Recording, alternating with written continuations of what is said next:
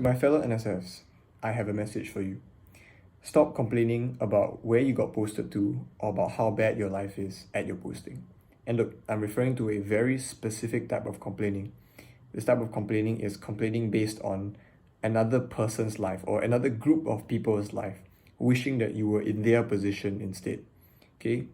Yes, I acknowledge that people go through hardship, and I acknowledge that there are some postings that are like, I acknowledge that people have issues and troubles in their postings.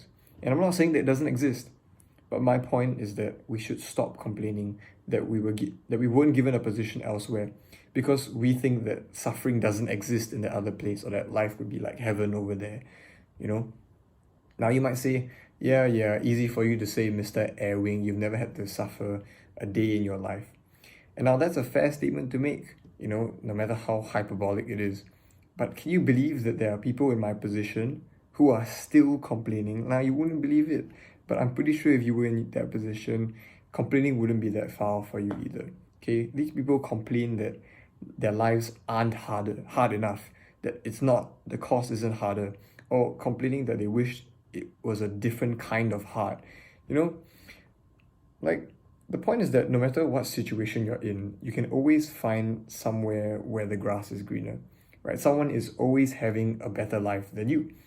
But I'd like to raise you this counter argument that if this rule exists, then it means that the converse is also true, that there is always somebody whose life is better than somebody whose life is worse than you, right?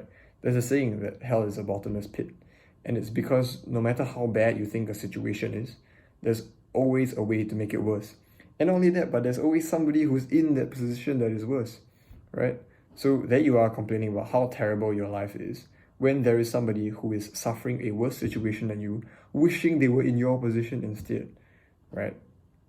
So the reason I'm bringing this up is because it has a broader issue. It's not just really, it's related to NSF complaining, but it's, about the broader society in general, right? So if this doesn't scare you, then maybe the similarity between the victim culture and NSF's complaining about other people's postings will.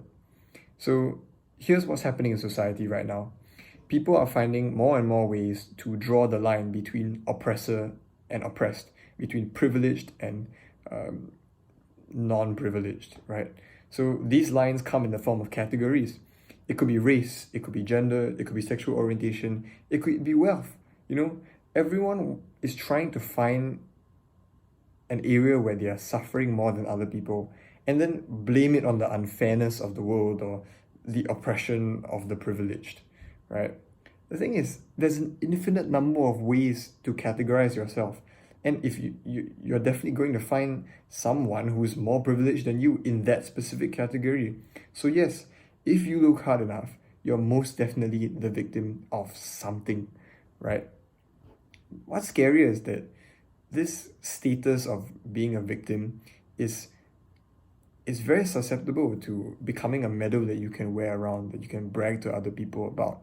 Like, it's probably subconscious, right? But if you've complained about being a victim before, just humor me for a bit and go back and try and remember what you were feeling at that point in time, what emotions you had, right? Maybe it was anger, maybe it was jealousy, but can you deny that there was a subtle sense of pride in those mix of feelings? Pride in the fact that you have a reason to be pitied by others. Pride in the fact that you've had to endure more of that type of hardship compared to another group.